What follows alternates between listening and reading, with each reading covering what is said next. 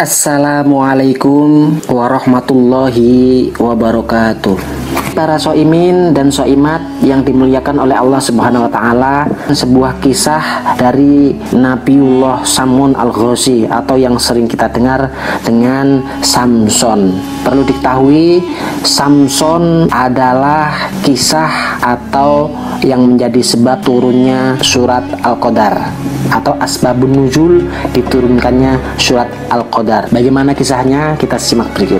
Dalam kitab Qisasul Anbiya dikisahkan bahwa Rasulullah Shallallahu Alaihi Wasallam tersenyum sendiri, lalu bertanyalah salah seorang sahabatnya, apa yang membuat tersenyum wahai Rasulullah? Kemudian Rasulullah Shallallahu Alaihi Wasallam menjawab, diperlihatkan kepadaku hari akhir ketika di mana seluruh manusia dikumpulkan di padang mahsyar. Semua nabi dan rasul berkumpul bersama umatnya, masing-masing masuk ke dalam surga. Tetapi ada salah seorang nabi yang dengan membawa pedang yang tidak mempunyai pengikut satupun masuk ke dalam surga Allah Subhanahu wa Ta'ala. Dia adalah Sam'un. Kalau dalam bahasa Ibrani disebut dengan Simson atau Samson. Dari kitab Muqasyafatul Qulub, salah satu karya monumental Imam Ghazali, itu diceritakan bahwa Rasulullah Shallallahu Alaihi Wasallam berkumpul bersama para sahabat di bulan suci Ramadan. Kemudian Rasulullah Shallallahu Alaihi Wasallam bercerita tentang seorang nabi bernama Samun Al-Ghazi alaihi salam. Nabi Samun Al-Ghazi adalah nabi dari Bani Israel. Nabi yang memiliki mukjizat, dapat melunakkan besi dan dapat merobohkan istana. Cerita tentang Nabi Samun Al-Ghazi adalah kisah Israiliyat atau kisah dari bangsa Israel yang diceritakan turun-temurun dari Jazirah Arab. Cerita ini sangat melegenda jauh sebelum Rasulullah Shallallahu Alaihi Wasallam lahir. Nabi Samun Al-Ghazi telah berperang melawan orang kafir selama 1000 bulan. Senjatanya hanyalah rambut jenggot unta. Walaupun hanya bermodalkan senjata tersebut, banyak sekali musuh orang kafir yang tewas tak terhitung jumlahnya. Subhanallah. Dalam menghadapi Nabi Samun Al-Ghazi alaihissalam yang gagah perkasa, musuh begitu kewalahan. Nabi Samun Al-Ghazi alaihissalam berperang melawan bangsa yang menentang ketuhanan Allah Subhanahu wa Ta'ala.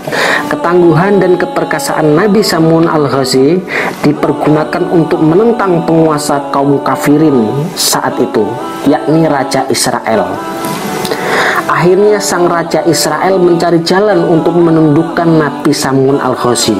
Berbagai upaya dilakukan sehingga akhirnya atas nasihat para penasehatnya diumumkanlah barang siapa yang dapat menangkap Samun Al-Ghazi akan mendapatkan hadiah emas dan permata yang berlimpah. Mereka berkata kepada istri dari Nabi Samun Al-Ghazi yang sangat dicintai, kami hadiahkan sejumlah harta untukmu jika kamu bisa membunuh suamimu. Kemudian istrinya menjawab, karena istrinya tidak beriman kepada Allah, dengan apa aku dapat membunuhnya? Kemudian orang-orang kafir tersebut berkata, akan kuberikan tali yang sangat kuat, ikatlah tangan dan kedua kakinya ketika tertidur. Setelah itu kami sendiri yang akan datang dan membunuhnya.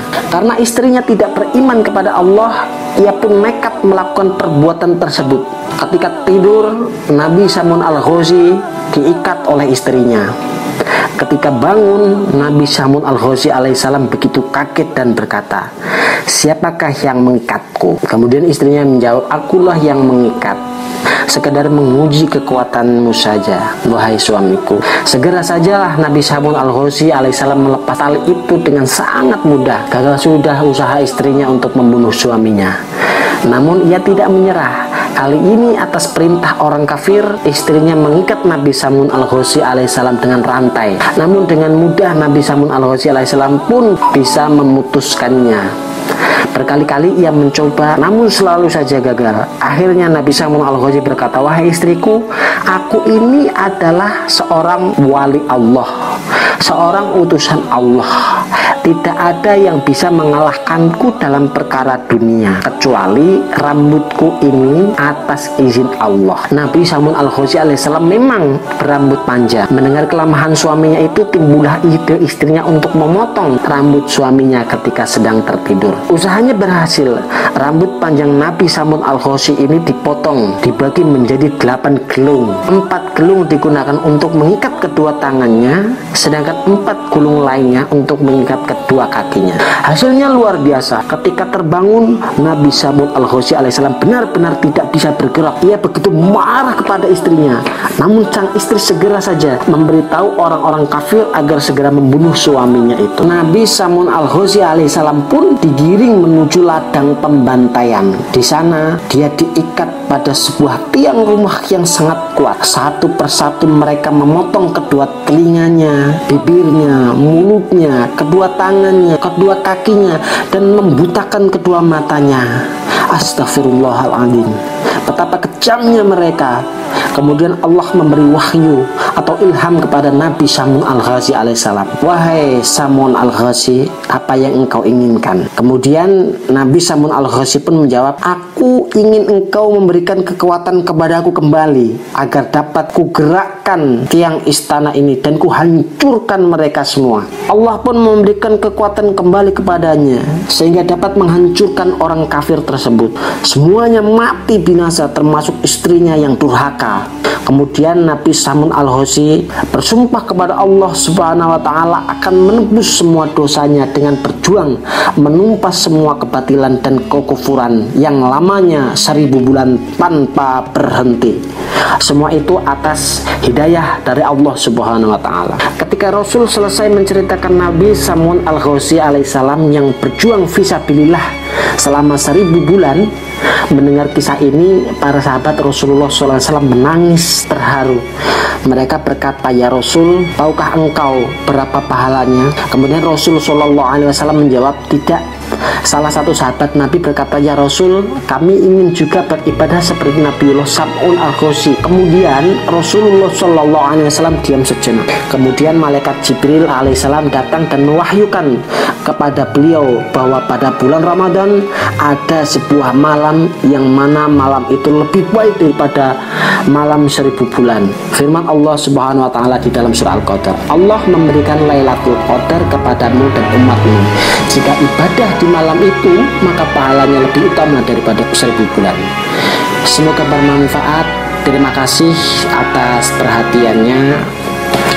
Sampai ketemu besok di kisah-kisah Islami masa kini. Kisah-kisah Islami yang tentunya ini menjadi motivasi buat kita semua supaya keimanan dan ketakwaan kita terus bertambah kepada Allah Subhanahu wa Ta'ala. Ikutin terus dengan cara like dan subscribe supaya tidak ketinggalan kisah-kisah Islami yang lebih seru berikutnya. Terima kasih. Akhirul kalam, wallahul muwaffiq ila aqwamit thoriq. Assalamualaikum warahmatullahi wabarakatuh.